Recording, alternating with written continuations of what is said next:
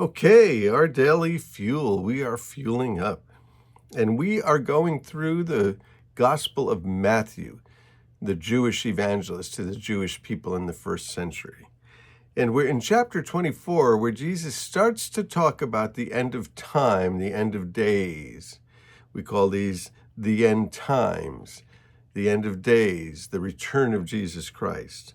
And so his disciples had asked him a question when they were in Jerusalem, and now they're heading back out of Jerusalem up to the Mount of Olives. What we're looking at in chapter 24, from chapter 21 through chapter 27, chapter 28, we are looking at the last week of the life and ministry of Jesus on earth. And they had asked him some questions about the end of time, and Jesus is answering that question. So we're picking up in chapter 24, verse 26, and hopefully we're going to make it into 25 because that's where we need to be. And he said, so if anyone tells you he is out in the wilderness, don't go there, because he's talking about deception, false Christs. If they say, here he is in the inner rooms, well, don't believe that. For as lightning comes from the east to the west, so will be the coming of the Son of Man. When he returns in his glory to set up his eternal kingdom, it will be obvious. Wherever the carcass is, there the vultures will gather. Well, what is he saying? He's saying that the vultures gather around where there's roadkill, right? And so you can tell. So just look around. You should be able to, we don't know the day or the hour that Jesus will return, but we do have some sense of times and seasons. So let's keep our eyes open. Let's keep our eyes to the sky. If you're really wise, you'll keep your eyes on Palestine. That's what somebody said some time ago, because all of these events happen in the area of Jerusalem, Israel. So keep your eyes on what's going on in the Middle East. Immediately after the stress of those days, the sun will be darkened, the moon will not give its light, the stars will fall from the sky, the heavenly bodies will be shaken. So we're talking about a new order of things here, aren't we? Then will appear the sign of the Son of Man in heaven. And then all the peoples of the earth will mourn when they see him coming on the clouds with power and glory. Well, you know, this is what was spoken of by the prophet Zechariah. He said they'll look on the one on whom they have pierced. And they'll know that it was Jesus. They reject him now, but they will see him. It says that every knee will bow and every tongue will confess. And he'll send his angels with a loud trumpet call, and he will gather his elect from the four winds, from one end of heaven to the other. He will gather his people together. He's a shepherd, and here he's going to gather us all together. Now learn the lesson from the fig tree.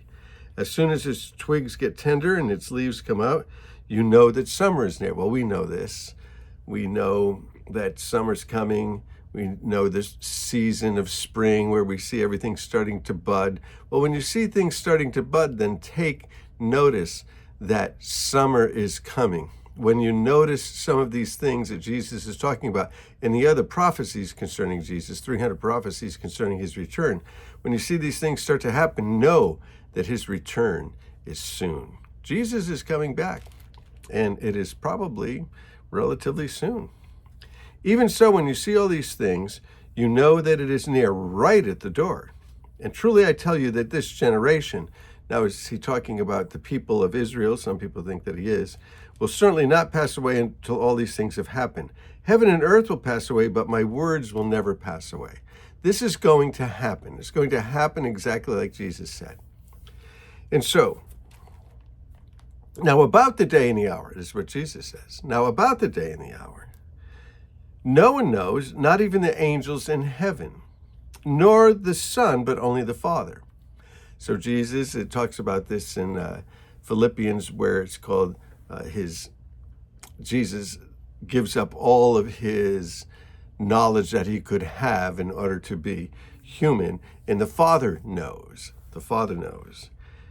And so not the angels, not the Son, not at this time anyway. And as it was in the days of Noah, so it will be at the coming of the Son of Man. Now, that's interesting. What was it like in Noah's day? Well, a lot of things were happening in Noah's day. There was a population explosion. It was the days before judgment. Judgment was coming. People were giving in marriage, taking in marriage. They were wicked. There was a lot of wickedness going on. And so just like before, as the days of Noah will be at the coming of the Son of Man. For in the days before the flood, before the judgment, people were eating and drinking, marrying and giving in marriage, up until the day Noah entered the ark.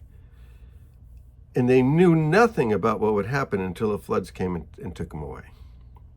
That is how it will be at the coming of the Son of Man. 2 will be in the field, 1 will be taken, the other left. 2 women will be grinding at a handmill, 1 will be taken, the other left. Now, some people think that this is the rapture of the church, when Jesus comes and takes the believers before the great tribulation comes upon the earth. It does say that we are not appointed to God's wrath. And if you read the book of Revelation is God pouring out his wrath. And this one here says that he's going to take people away. So the idea here is that before Jesus pours out his wrath on the earth, he will remove his people. He will remove the believers. And therefore, watch. So you need to be careful. You don't know when this could happen. It could happen right now. It could happen before we finish this video. Therefore, keep watch, because you don't know what day the Lord will come. But understand this. If the owner of the house had known what time of night the thief was coming, he would have kept watch and would not have left his house to be broken into. Right? So thieves break in when you're not looking. Well, keep looking. Keep looking. So you must be ready, because the Son of Man will come at an hour when you don't expect him. Always be ready. Let's be telling our friends about Jesus, that Jesus is coming back. The time can be any time. Get to know Jesus now. Invite your friends to church now. Invite your friends to Bible study. Tell them about Jesus. Lead them to Christ. Who then is the faithful and wise servant? Well, I hope that it's me. I hope that's you. Whom the master has put in charge of the servants of his household to give them food at the proper time. It will be good for the servant who the master finds him doing when he returns. We should be busy until Jesus comes back, doing what we're supposed to do, fulfilling the job that he's given us to do, making disciples of all people. And truly I tell you, he will put them in charge of all of his possessions. But suppose that servant's wicked and says to himself, my master's staying away for a long time. And then he begins to beat his fellow servants so he can eat and drink with the drunkards. The master of that servant will come on a day when he doesn't expect, and at an hour that he's not aware of. He'll cut him to pieces and assign him a place with the hypocrites, where there'll be weeping and gnashing of teeth. So be ready, and don't slack off. What are we supposed to be doing? What's the job we've been given? Telling people about Jesus. Telling people about Jesus. Bring them to Bible study. Bring them to church. Tell them about Jesus. Chapter 25. At that time, what time? The time of the end, the time of the return of Christ, the time of the rapture. At that time, the kingdom of heaven will be like 10 virgins who took their lamps and went out to meet the bridegroom. Now, this you'd have to know a little something about weddings in the first century, but you didn't know when the bridegroom was going to come for the bride. That's the way their ceremony was. So they're all waiting. When's he going to come? But they had a pretty good idea when he was going to come, but they didn't know exactly the hour. They might not have known the day. But the community would go out, and all of the young ladies would go out, all of the bridesmaids would go out, and they had oil in their lamps. What does that mean? In case he's coming at night, they want to be able to have a torch, so they have some light.